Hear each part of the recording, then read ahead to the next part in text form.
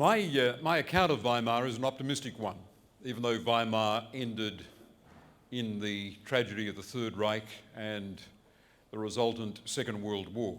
And I'll come to the optimism at the end. It's by no means immediately apparent. My account won't be a detail of the international treaties that were concluded, the diplomacy that figured throughout this period, or of the story of reparations. It won't be about the many elections and the shifting party fortunes in those elections throughout the 1920s, or about the putches and attempted aborted revolutions, or about the role of the army. All of these subjects are important, and historians have given accounts of them. I'd prefer to highlight some major themes, even themes with echoes for our times and for us as Australians. But I've got to begin by defining the period we're talking about. With the collapse of the German war effort in mid-1918, the failure of their great offensive, there was a period of defeat and of disaffection within Germany, a major challenge to the military dictatorship that had assumed power in Germany during World War I. And finally, on November 9, 1918, the proclamation of a republic. In August 1919, the Weimar Constitution was proclaimed, called that because it was proclaimed in this city, the city of Weimar.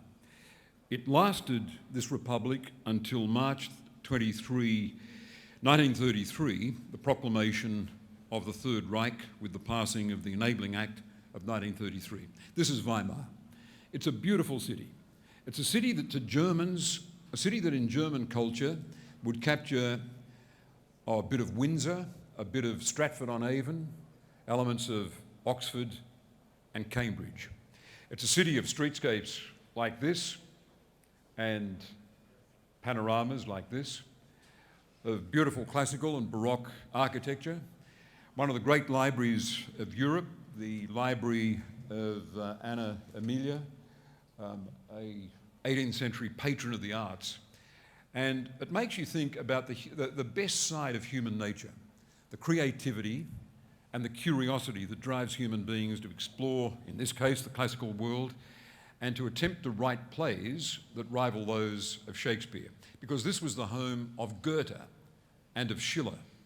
And Goethe famously said that Germany should be a great nation, but a nation that expresses its greatness through its moral force, not by conquest. It's a city with a great national theatre and a statue of Schiller and Goethe, I think, in front of it, and of Carr.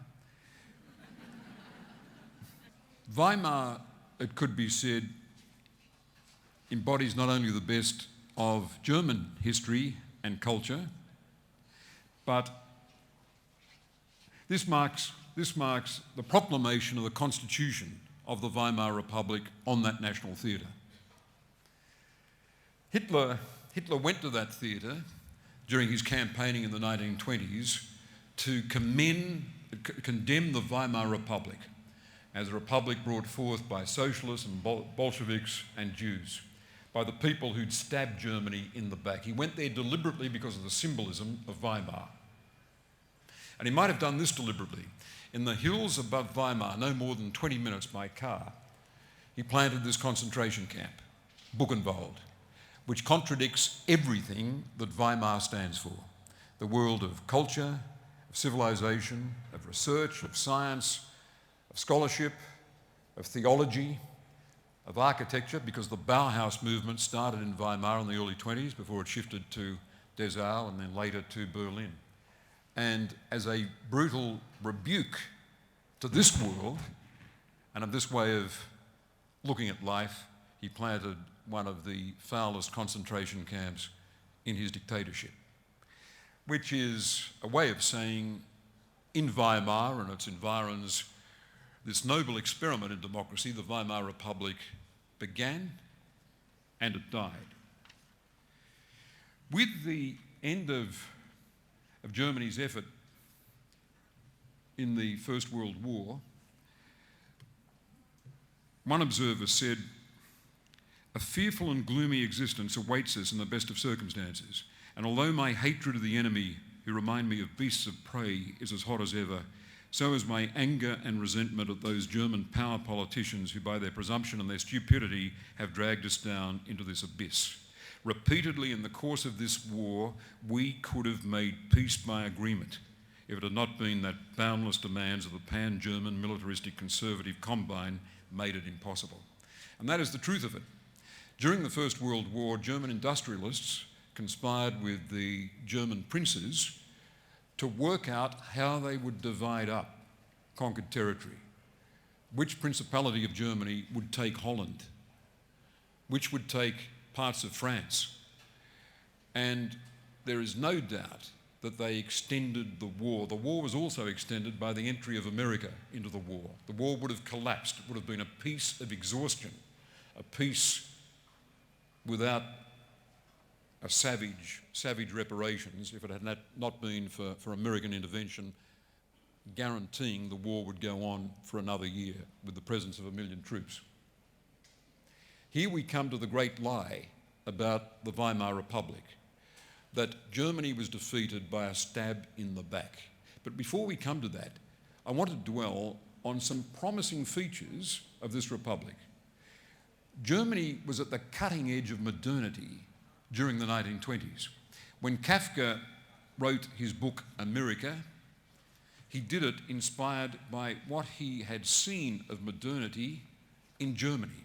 He never went to America.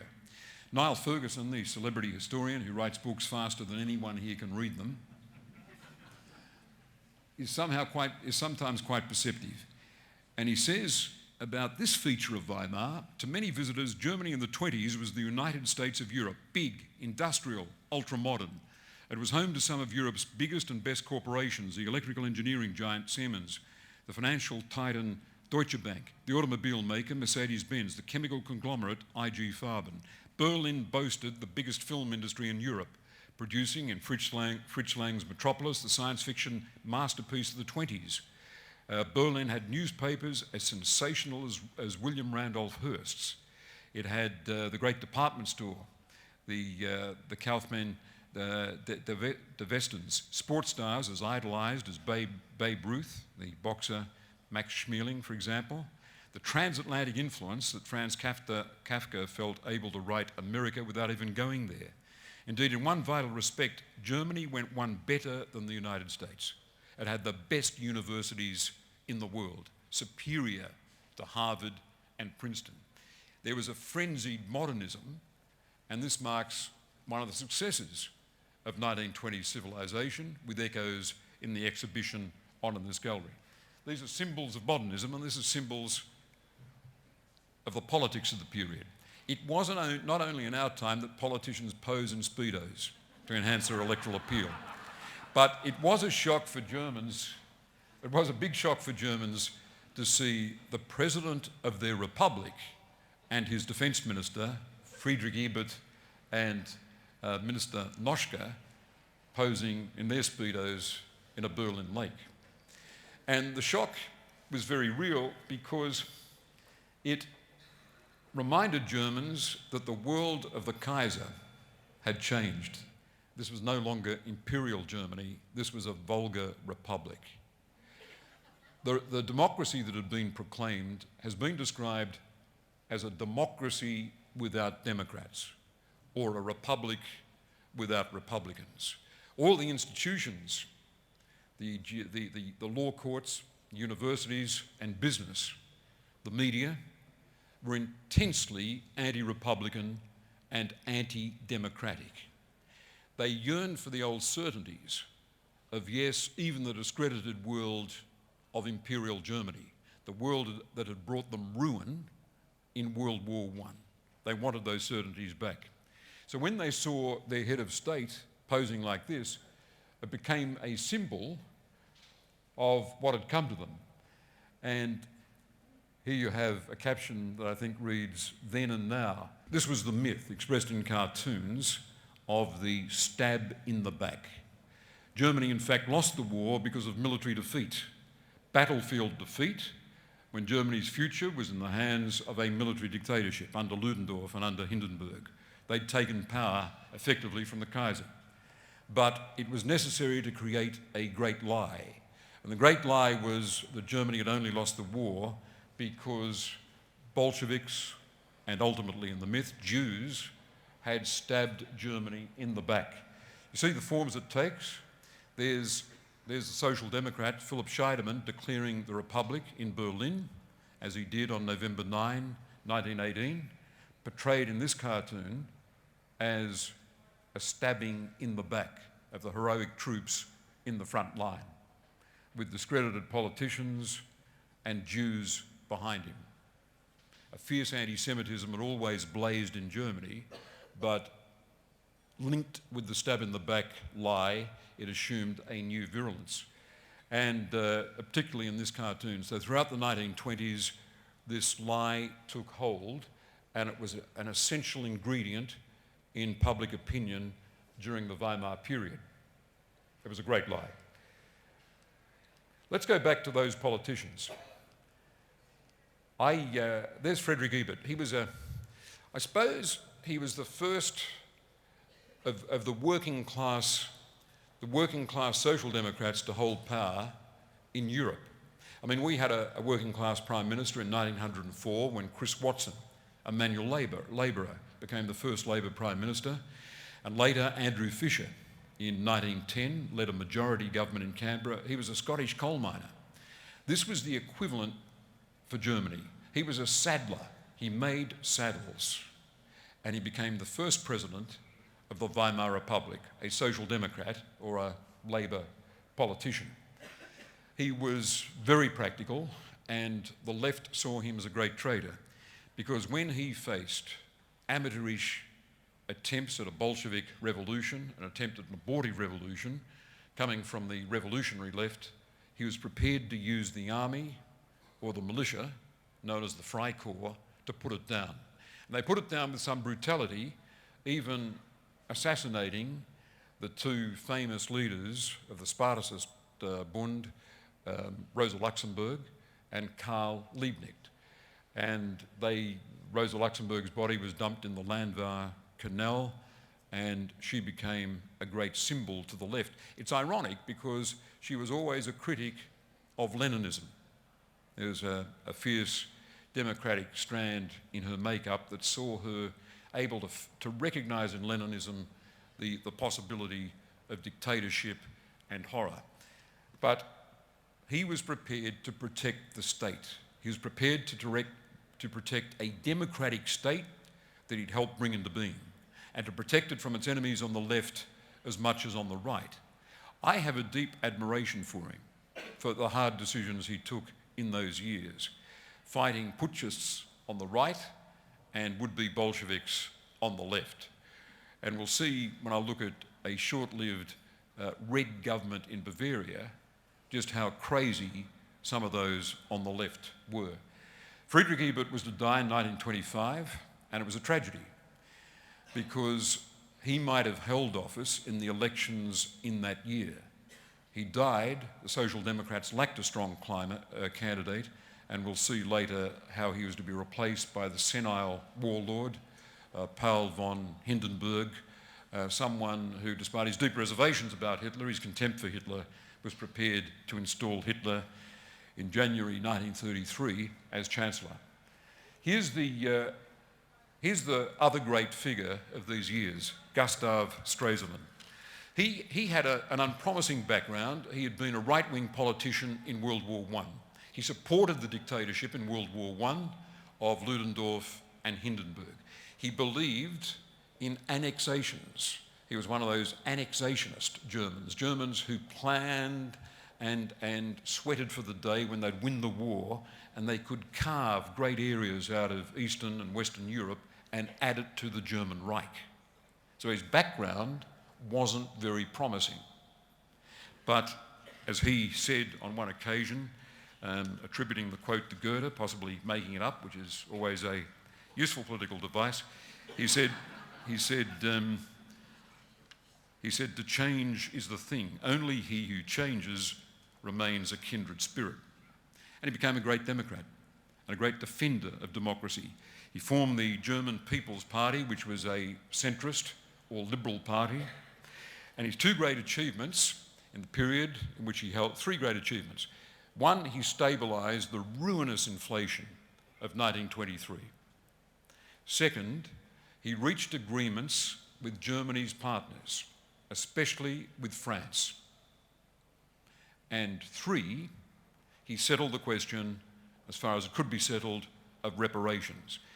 Gustav Stresemann is a pointer to the post-war Europe, where those noble figures, Konrad Adenauer of Germany and General de Gaulle, were able to say, enough of war, enough. We must have Franco-German reconciliation. Stresemann in the 1920s pointed to that. He defied the revanchists and the nationalists and the reactionaries in German politics at a risk to his life, because assassinations were almost commonplace and because intemperate feelings ran so strongly. He vehemently opposed the election to the presidency of the age war hero von Hindenburg. He spoke in the League of Nations about his goal of a European peace. He said in his maiden speech to the League of Nations, and I quote, "It cannot be the sense of the divine world order to direct supreme national efforts against each other time and again, continually throwing back the general development of culture. Humanity will be best served by him who, rooted in his own people and culture, grows beyond it to serve all.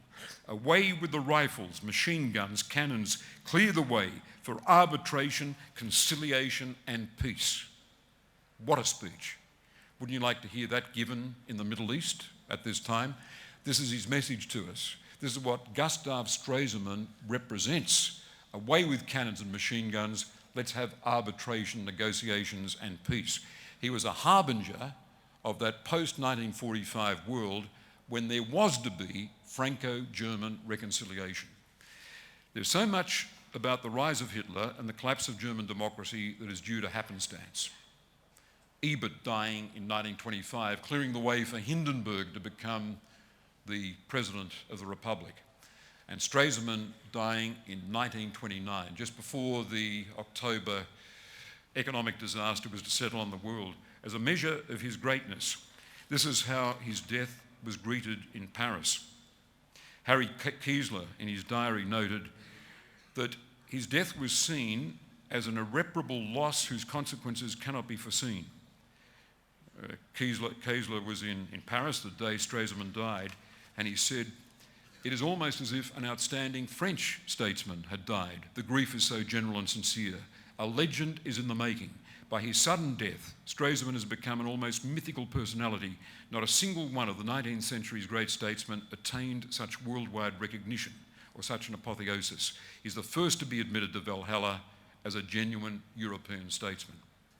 A German politician who defied the nationalists and the monarchists in the 1920s and spoke of reconciliation with France and with Russia for that matter, with settling the question of reparations and saying enough of machine guns and enough of war has got to be acknowledged as a great figure and a pre-echo of a more politically mature time, that of the post-war German-French reconciliation.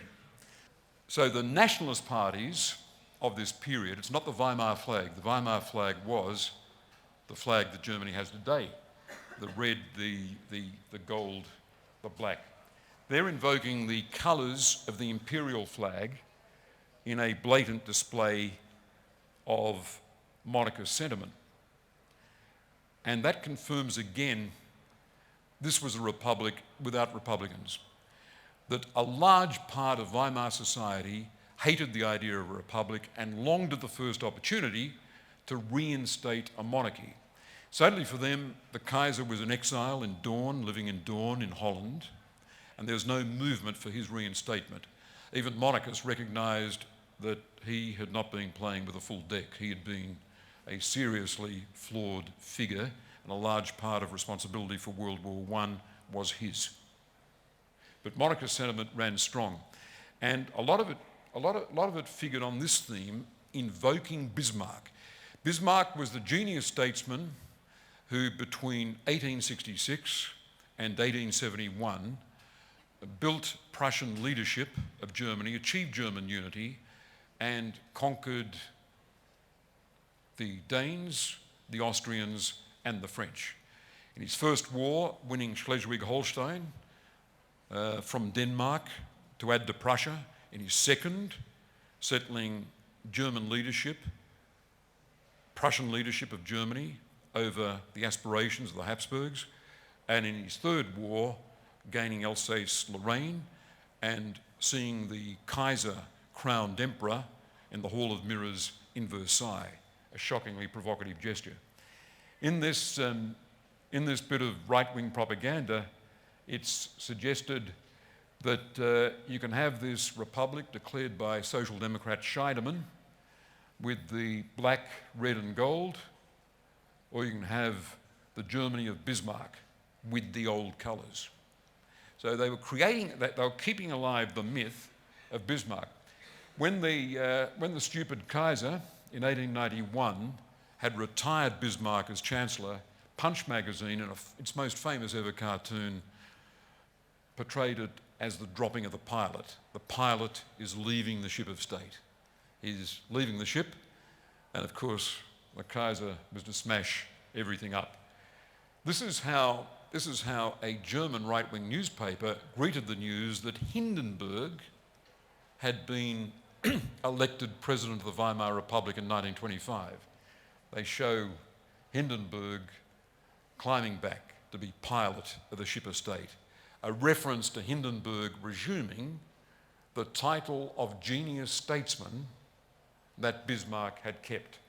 On the left, Bismarck was seen as he was hated. He was seen as a figure of German militarism. This is from the German communist paper, the KDP's paper, which shows a German politician seeking the approval of the ghost of Bismarck. The left hated Bismarck because of his anti-socialist laws.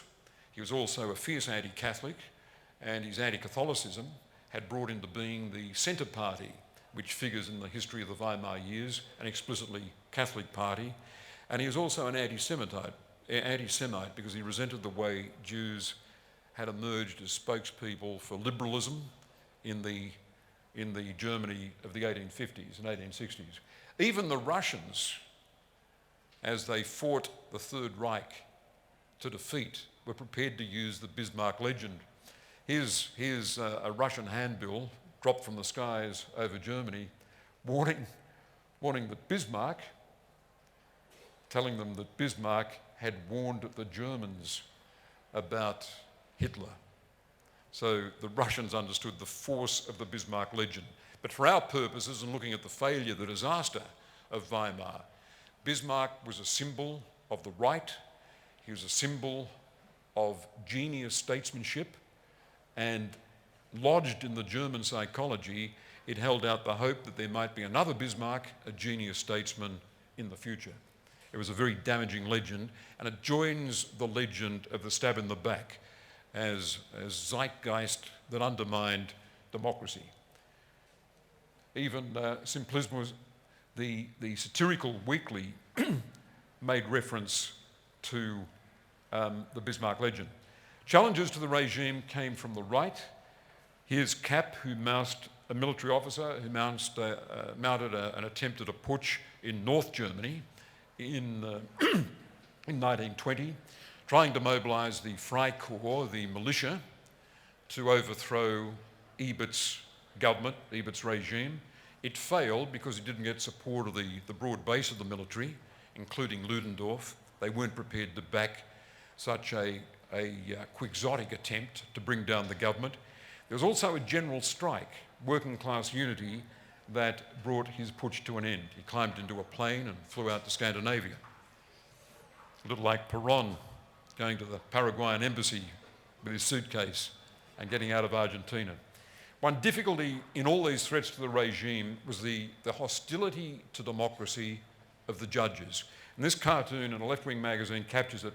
There are the judges, all of them monarchists and right-wingers, anti-republicans, anti-democrats, with some right-wing putschists brought before them. And the judges are weeping tears and presenting flowers, police officer presenting flowers to these right-wing putschists. Remember when Hitler mounted the, not suggesting you personally remember it, I don't think anyone here was knocking around Munich in 1923, but you'd recall from your history books that Hitler was associated with Ludendorff at a putsch against the state government in Munich in 1923. Hitler was thrown into jail for 5 years for an act of treason, but it was shortened to 6 months. The courts treated right-wing threats to the regime very leniently, but they were very harsh on left-wingers. A mad military officer mounted a defamation action against Friedrich Ebert when he was President of the Republic, and it was upheld by the court. The court actually found Ebert, who was President of the Republic, guilty of treason. It was a mad ruling, but all the judges were monarchists. All of them were right-wingers, and the universities and the newspapers were in the hands of people who did not believe in the Republic, who did not believe in German democracy. They wanted a return to authoritarian rule. Hitler in a left-wing magazine hawking his books to the industrial class, devastating satire, except that the industrial class was in his camp. I've been to the Industrials Club in Dusseldorf, and there's a room there which is famous because Hitler presented his case to a meeting of industrialists. They saw Hitler as someone who could control the unions and block the left. Several difficulties in the constitution of the Republic. This is William Schreier, the famous American commentator, broadcasting and writing from Berlin. He said on paper it was the most liberal and democratic document, the Constitution of Weimar, that the world had seen. It was based on proportional representation, but a version of proportional representation that had no cutoff. So political parties that achieved less than 5% of the vote could gain representation in the Reichstag, and that was fatal. I've got a list here of the political parties of the Weimar Republic. They include tiny parties, the National Bolsheviks, for example, that combined ultranationalism with social radicalism. A party called I'm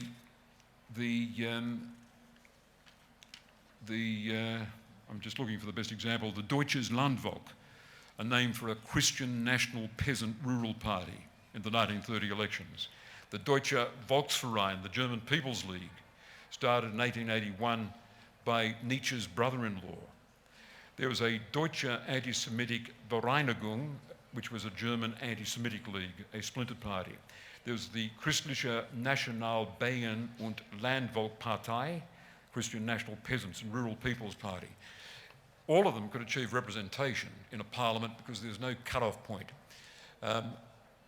Today in Germany, with a much smarter system of proportional representation, there's not only a 5% benchmark before a party can get representation, but half the legislature, half the Bundestag is made up of people from single-member electorates. So the effect of proportional representation is diluted and balanced. Not so with the Weimar Constitution. Proportional representation meant you only voted for a party list. There was no local MP. You voted for a party list. And there was a splintering. It was very hard, therefore, to put a government together. Between 1919 and 1928, there were 15 different governments.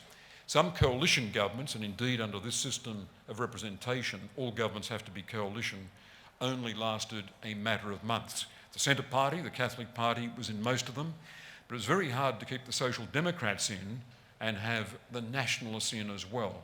Hence, governments rose and fell with some regularity. The other shortcoming of the German Constitution was direct election of the president. My fellow Republicans, if there are any of you represented here, beware directly elected presidencies when one day you design a Republican Constitution for Australia. Direct election of the president resulted in the absence of serious competition from the Social Democrats. Remember the great Friedrich Ebert had died in 1925 in the election of who else? A war hero. Germans were getting a genius statesman again, Hindenburg taking the place they imagined of Bismarck. And here's another terrifying feature of the Constitution.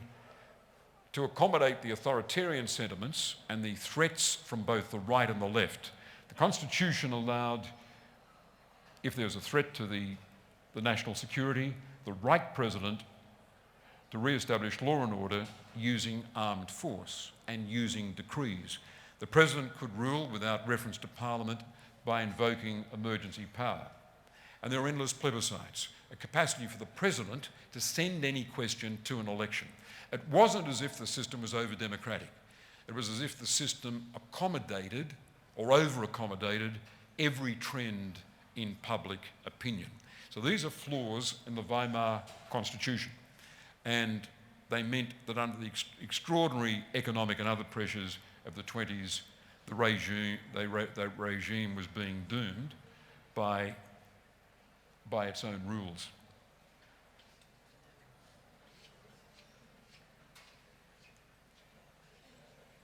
A brilliant caricature showing the enemies of the regime. Let's come to some of the absurdities on the left. For a short period, in 1919, Bavaria had a left-wing government. It's a little comic episode in Germany's history, but it feeds Hitler's appeal. Remember what Hitler said, "I am the revolution against the revolution." And when he said that, and Germans listened to him, this is the sort of revolution they thought of. That in Bavaria, in 1919, a handful of eccentrics seized the government.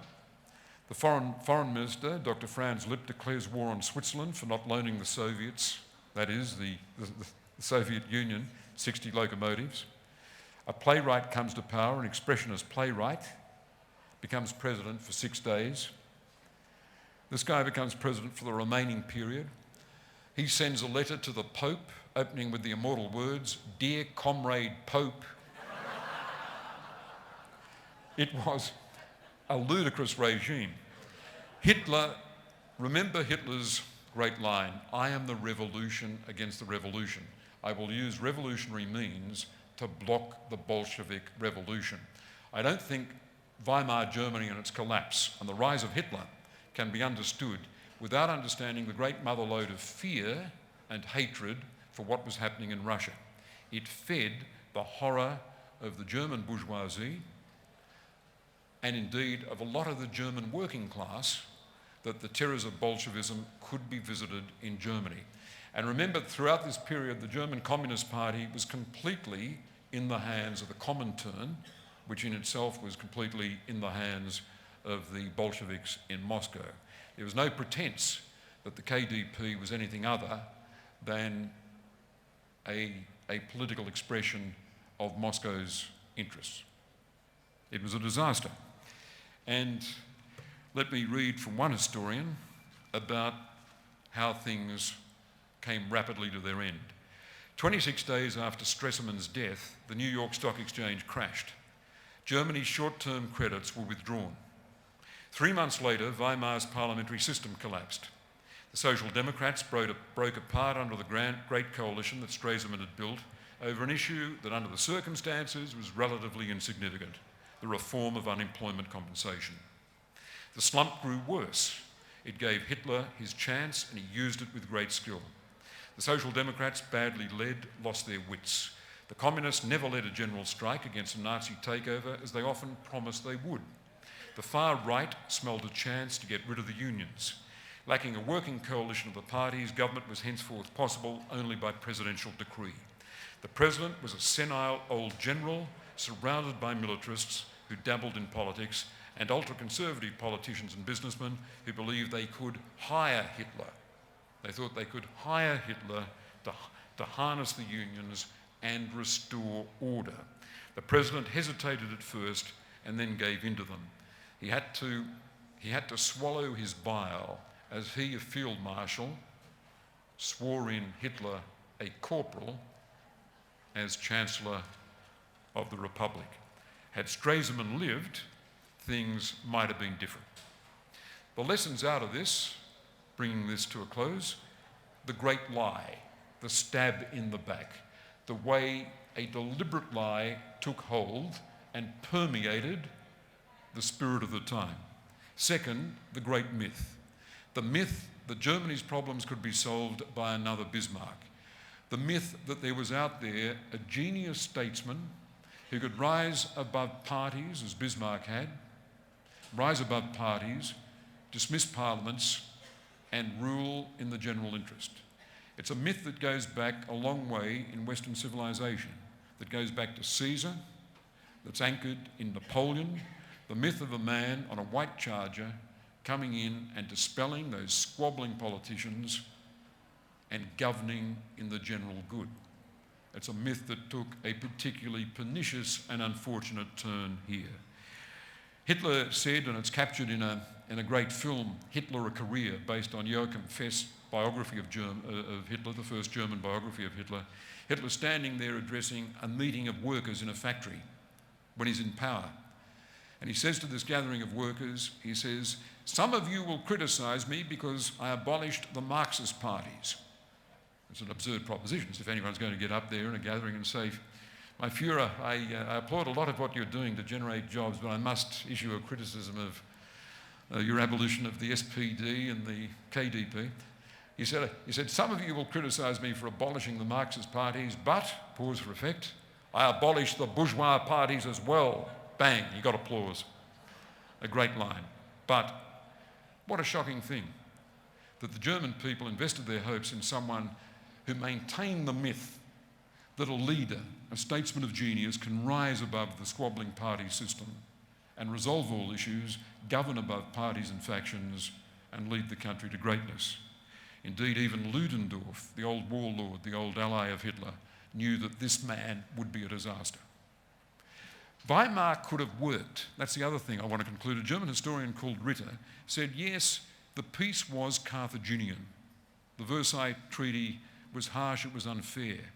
It condemned Germans, in large measure, to starvation. There was enormous suffering.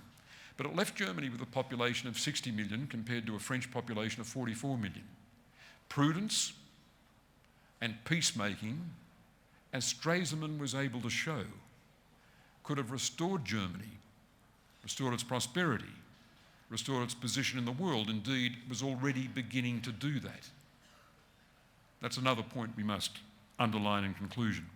A lot of what I've touched on, including the performance of the socialists in power in Bavaria, illustrated the political immaturity that dominated these times. On the right, a yearning for the certainties of the past. On the left, mad fantasies of revolution, a revolution made by an expressionist playwright in Bavaria. There's a political immaturity that permeated this. And there's a harsh political lesson here, and that is that faced with a choice between disorder, chaos and revolution on the one hand, and order and authority, people will always veer in the direction of order. This is a lesson that I think is reflected time and time again. The disorder that threatens life and property will be put down, and people will support an authoritarian government if the alternative seems to be revolution and disorder. Remember that devastatingly insightful line by Hitler, "I am the revolution against the revolution." You don't want a Bolshevik revolution here? Accept my revolutionary methods. It is the only alternative to the chaos of Bolshevism. Why is this, in the end, an optimistic story? Well, this is the reason. If the technology will allow me to tell it. Here. It works with delay, or it works when you trot over. This is part of the German Revolution of 1848. It's a liberal revolution. It's a revolution inspired by the great things in German culture, the things we associate with the city of Weimar. It's a revolution compatible with Goethe and Schiller. What flag is flying? It's a flag that was to be adopted by Weimar. And it's the flag that is the flag of the Federal Republic of Germany today.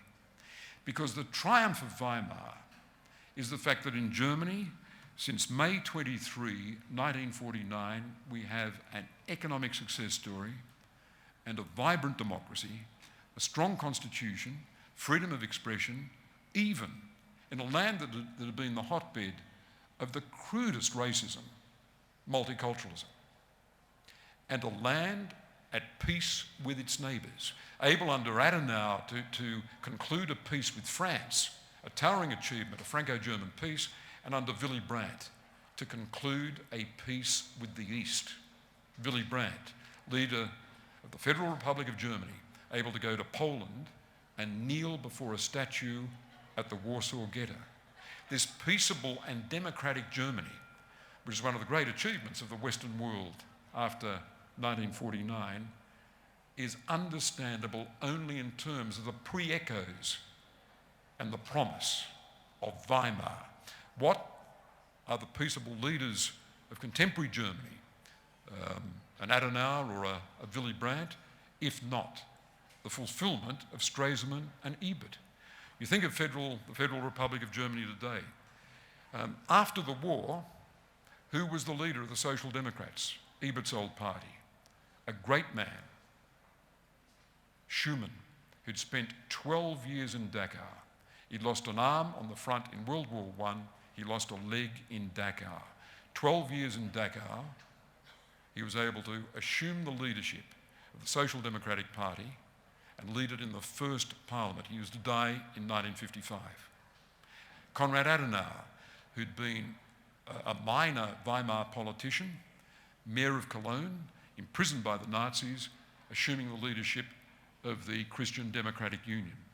These political parties understood the lessons of Weimar. They designed a constitution, I described it briefly a moment ago, which was a mixture of direct representation from electorates and proportional representation that works. Coalitions formed comfortably, no chronic instability. An economic success story that today has Germany still a miracle economy, exporting, as it did even when the Deutschmark was hugely overvalued, exporting manufacturers all around the world. By and large, a social success. The phenomenal economic miracle of the 50s and 60s and 70s built on sharing of workplace power with the workers and with an enormous attention to workplace skills. It was, in a real sense, while capital still ruled in Germany, there wasn't an extension of public ownership, it was, to a large degree, a social democracy. I'm talking about contemporary Germany. A measure of its success was the failure of the East, a one-party dictatorship in the East, a creature of the old KDP, the German Communist Party, ultimately failed, as its people were prepared to walk through Checkpoint Charlie and join their families in the West. The ultimate vote of confidence in a regime, in a constitution.